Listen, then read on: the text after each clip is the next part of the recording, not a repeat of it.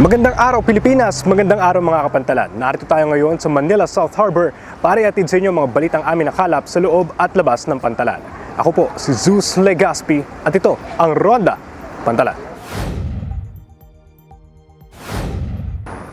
Bagamat pangalawang linggo pa lamang ng selebrasyon ng Maritime and Archipelagic Nation Awareness Month o MANAMO 2024, umabot na sa higit 8,000 mga puno at bakawan ang naitanim ng iba't ibang port management offices ng Philippine Ports Authority sa iba't ibang bahagi ng bansa.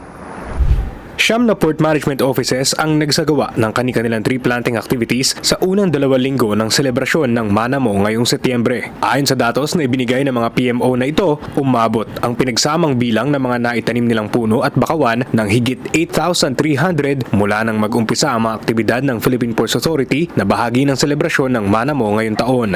Malaking bahagi sa kabuoang bilang na ito ang 3,000 mangrove propagules o mga punla ng bakawan na naitanim ng PMO Misamis Occidental Ozamis sa bayan ng Clarin sa Misamis Occidental nitong September 6. Bukod sa pagtatanim ng mga puno at bakawan, ay magsasagawa rin ng coastal cleanup drives at port educational tour ang mga port management office ng PPA bilang bahagi pa rin ng MANAMO. Nitong September 6, nagsagawa naman ang PMO Negros Occidental, Bacolod, Banago, Bredco ng port educational tour kung saan 38 senior high school students mula sa VMA Global College ang nabigyan ng pagkakataon na makita ang port operations ng Port Banago. Kita sa mga video na ipinadala ng PMO ang excitement ng mga estudyanteng matuto patungkol sa kontribusyon ng Pantalan sa ekonomiya ng bansa at sa mga potensyal na karera sa maritime industry. Inaasahang magpapatuloy ang mga aktibidad ng PPA na bahagi ng MANAMO 2024 hanggang matapos ang buwan ng Setyembre. Ang MANAMO ay pinagdiriwang sa buong bansa alinsunod sa Presidential Proclamation No. 316 Series of 2017 na naging hudyat upang ipagdiwang ng sabay-sabay ang lahat ng maritime-related activities sa bansa tuwing buwan ng Setyembre. Dumaong sa Pier 15 sa Manila South Harbor ang isang international cruise ship na may lula na higit sa 2,000 mga turista.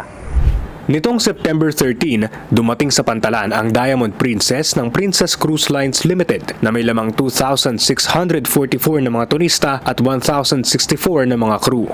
Ganap na alas 8 ng umaga nang dumaong ang barko sa Manila South Harbor. Ang pagdaong ng cruise ship sa Pier 15 ay nagtagal lamang ng 10 oras at agad na rin itong naglayag dakong alas 6 ng gabi. Bilang paghahanda sa pagdating ng barkong Diamond Princess, nagsagawa naman ng isang pre-arrival meeting ang Port Management Office ng NCR South nitong September 4 upang mas epektibong matugunan ng mga kawani ng PMO ang magiging pangangailangan ng pamosong cruise ship habang ito ay nakadaong sa Pantalan. Ang barkong Diamond Princess ay may taglay na kapasidad na 115,906 gross registered tonnage, length overall o haba na 288.33 meters at draft na 8.57 meters.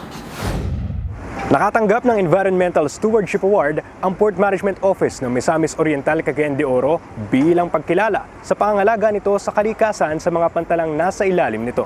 September 5 nang ginanap ang 3rd Impact Awards ng OFW Portalist sa Marriott Hotel sa Pasay City na dinaluhan ni PMO MOC Port Manager Isidro Botaslak Jr. Nabigyan ng Environmental Stewardship Award ang nasabing PMO dahil sa paggamit nito ng green technology, waste management programs at mga hakbangin na naglalayong makabawas sa carbon footprint ng mga pantalang nasa ilalim nito.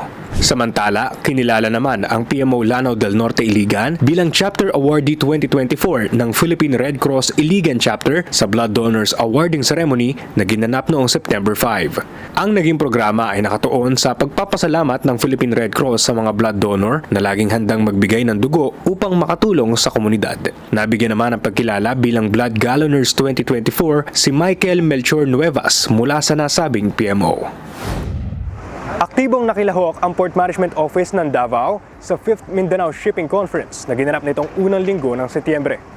Sa conference na ito, na may temang Navigating Global Trade, Path to Sustainable Logistics, naging pangunahing tagapagsalita si PMO Davao Port Manager Annalie Aguila. Nakatuon ang naging presentasyon ni Port Manager Aguila sa pagpapalakas ng maritime infrastructure at pagpapalago ng ekonomiya sa Mindanao sa tulong ng mga modernong pantalan na nasa ilalim ng PPA Port System. Natalakay din ni PM Aguila ang mga hakbang na maaaring gawin upang mas mapabuti ang logistics at transportasyon sa rehiyon na may layunin ding pagandahin ang koneksyon ng Mindanao sa usaping global trade. Umabot sa higit 200 logistics stakeholders ang dumalo sa nasabing conference. Kabilang narito si National Economic Development Authority Assistant Regional Director ng Region 11 na si Rosendo Ayaay at iba pang mga kawani ng gobyerno.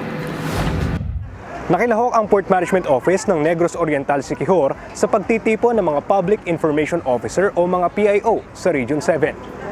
Nakilahok ang nasabing PMO sa Regional Association of Development Information Officers in Region 7 o Radio 7 Convention na may temang Communicating the Government's Peace Agenda to Push for Sustainable Tourism Development na ginanap nitong September 4 hanggang September 6. Kabilang sa mga tinalakay sa nasabing convention ang mahalagang tungkulin ng mga Public Information Officer sa pagpapalaganap ng impormasyon at pagsuporta sa mga programa ng gobyerno. Layunin din ng nasabing aktibidad na maging plataporma para sa pagpapalakas ng kakayahan ng mga PIO na maghatid ng makabulang impormasyon, isang mahalagang hakbang sa pagtulong sa pag-unlad ng rehiyon at sa pagtataguyod ng kapayapaan at turismo. At yan ang mga balitang amin nakalap sa pagronda sa mga pantalan sa araw na ito. Manatili nakatutok sa aming social media pages. Type lamang po ang Philippine Ports Authority sa Facebook, YouTube, X, Instagram at TikTok para manatiling updated sa mga kaganapan sa pantalan. Muli mula rito sa Manila South Harbor, ako po si Zeus Legaspi at ito ang Ronda Pantalan.